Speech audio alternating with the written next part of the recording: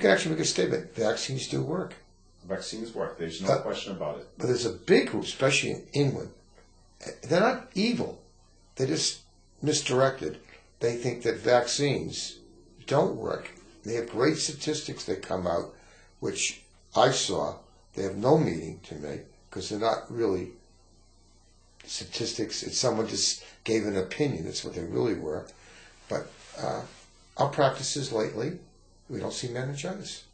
No, I haven't seen any case of meningitis in many years. It is something that at this point we occasionally see in newborns due to Group B strep acquired during delivery, but otherwise it is a pretty rare We're now disease seeing these days. an occasional case of meningococcal meningitis. One case I think was in Long Island too. It was everywhere in the news. It's so rare, it makes headlines now. When we were first practicing a meningitis, it was, okay, it's another case. It's amazing how the whole transition of healthcare.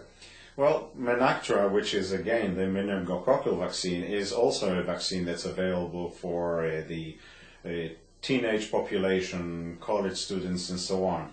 It's not a great vaccine, but it does protect slightly.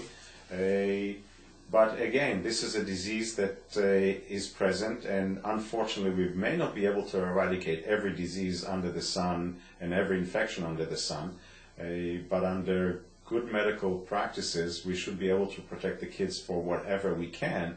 And there's no question that many children are safe today in their bedrooms, in mothers, fathers' homes, thanks to the fact that they have been vaccinated and they have healthy lives, and they're going to make it to become healthy adults. But we both agree, a lot of these vaccines were coming out.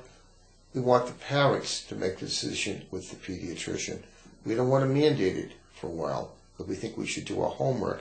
But the new vaccines seem to be very safe, but I always like to wait before they mandate it. Do you agree? Absolutely.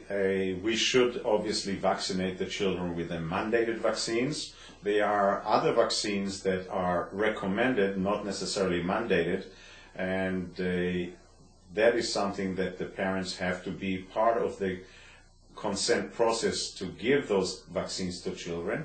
And we always are listening to parents, and when parents come into the offices and practices, we do discuss these issues with them. We allow them to express their opinion, and we do not believe in forcing on them to give their children vaccines if it's strongly against their wishes.